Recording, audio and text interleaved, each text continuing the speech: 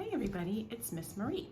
And for this week's first Tails and Tales Crafty Thursday, we are going to be making some sloths. We have sloth kits available at the library. Hopefully you picked one up, and we're going to be making them with simple sewing. They're pre-done with holes, so you can just put the needle right through it, so it's really easy.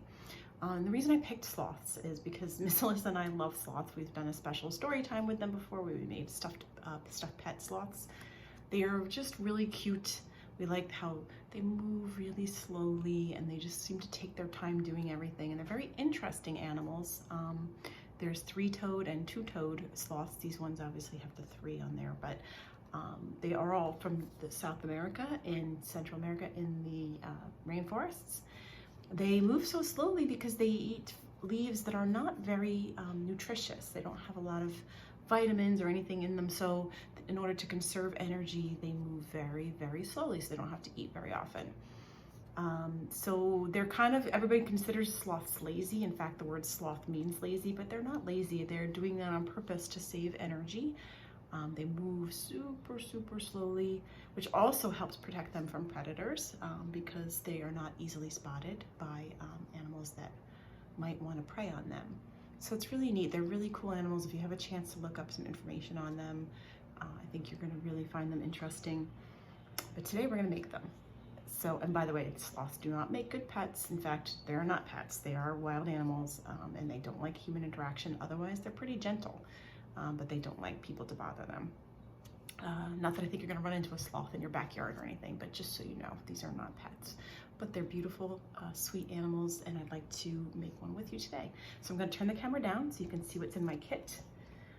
If you picked up a kit at the library, it has all the sewing pieces in there, some thread, a needle, and some stuffing. Looking for my needle. There it is. I'm going to be using a regular metal needle. I gave a lot of you the plastic needles, and you probably will need a pair of scissors as well. So the first thing we're going to do is take everything out and look at our kit. And most of you also received instructions. You should have received instructions to go with your kit. I tried to give everybody the one that's individual to the kit they have, although I think pretty general instructions will work for all of them. So I'm going to take everything out. All of these self-stick pieces will go on later. We're first going to work on putting together these pieces. Now mine came with leaves that I have to also sew on. So let me just get those out of the extra background. I might have to cut that. It's a little stuck in there.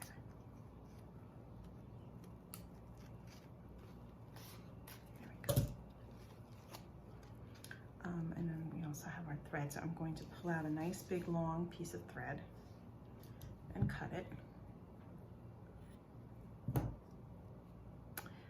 If you have a hard time getting it through the eye, that's this part, it's called the eye of the needle, the part where the thread goes through.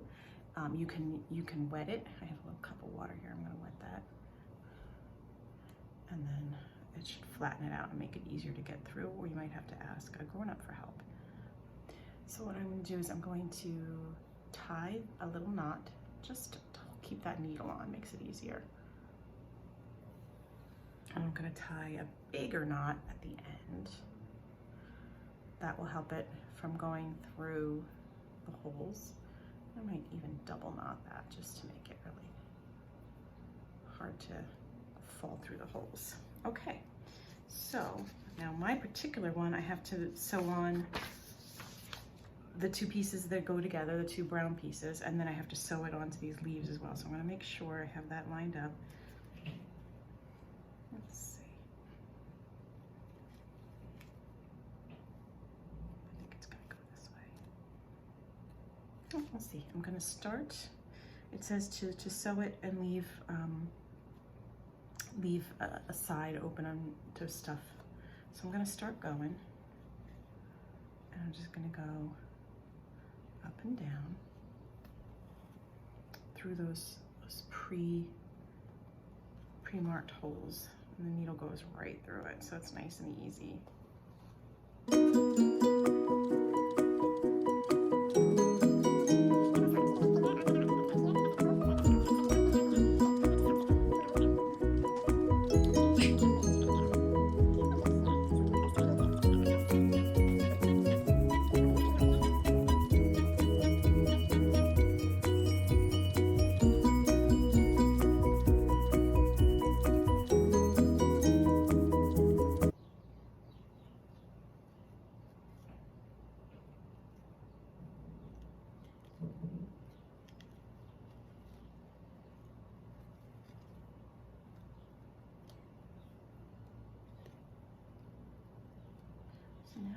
make sure it goes through both holes, the green and the brown.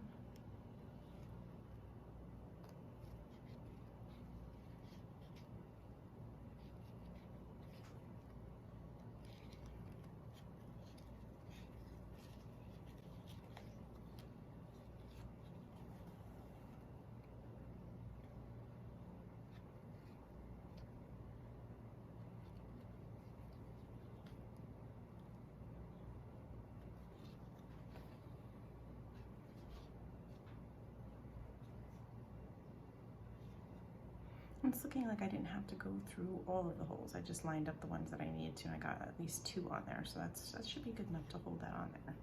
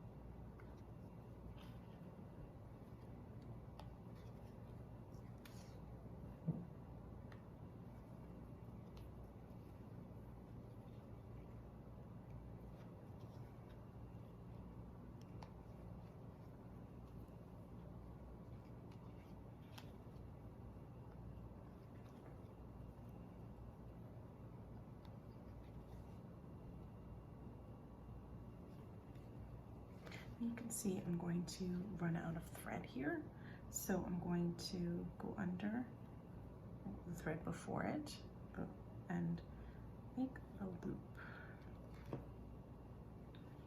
And then I'm going to loop it again, come back through and tie a knot there. And I'll show you why in a minute, because I was running out of thread, so I have to finish this part, tie it off, and make a new thread. That's going to be enough to finish this project.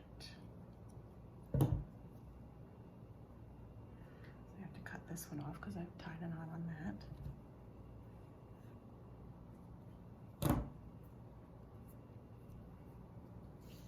Pull some more thread. Wet it with my water. Pop it through the eye of the needle.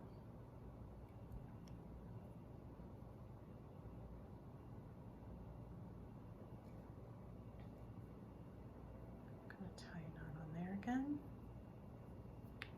and a knot on the other end, and we're going to finish this. Turn it back over, and I'll come in from underneath again so the knot is on the back.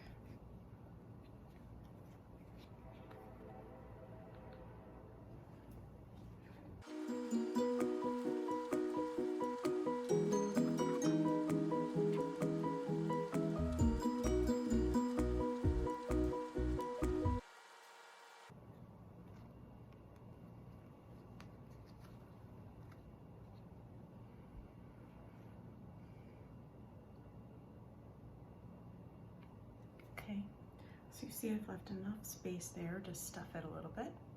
So I'm going to take some of my stuffing and do a little bit at a time into that space.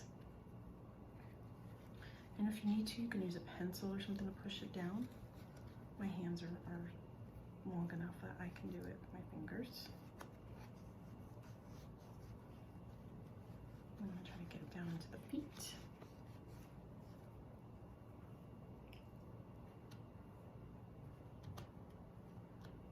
Maybe even down into the arms. Oh, I do need a pencil.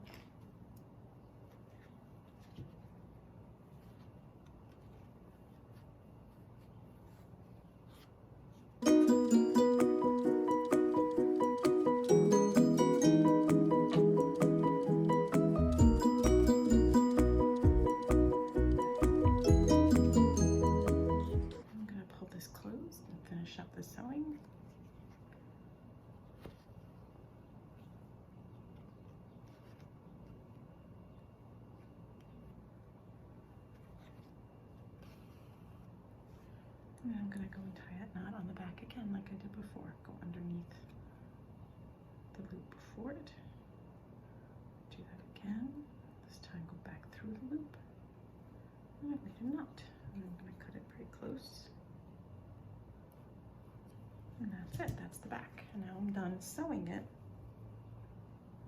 So what am I gonna do next? Well, I've got all these cute little stickers that can go right on there. And if you look at your picture, you'll mostly be able to figure it out. Again, you might have to cut these out of here. They're really stuck in there, some of them. But like this big one is the face. So I'm gonna put that right on the front. I've got some nice sticky stuff on the back. And this guy's face goes like that. And this other peachy colored one is his belly. So I'm going to peel off the back for that.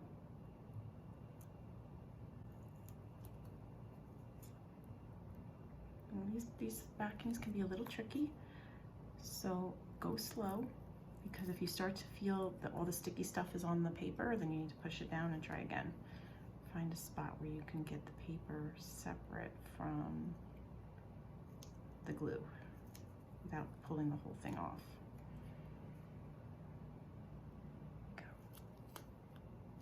I just have to work it a little bit. I think his belly goes like that. And in this smaller bag, I have the other features. I have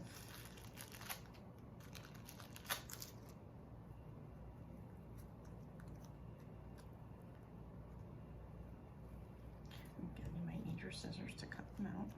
Just to cut that little piece that's holding on to the paper, or onto the rest of them. And then find a spot.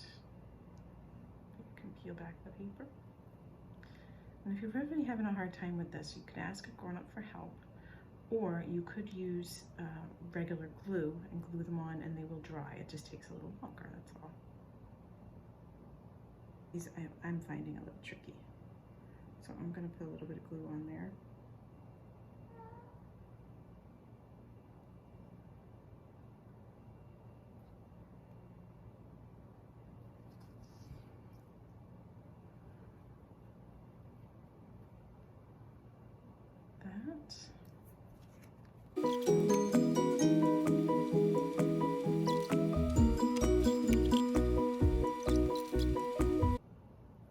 These are coming off pretty easy, so I'm going to put on his claws there. I don't know why some are easy and some are hard. You just play with it. If you can't get it, use the glue. No point getting frustrated. Okay. I'm going to stay nice and calm and slow like the sloth.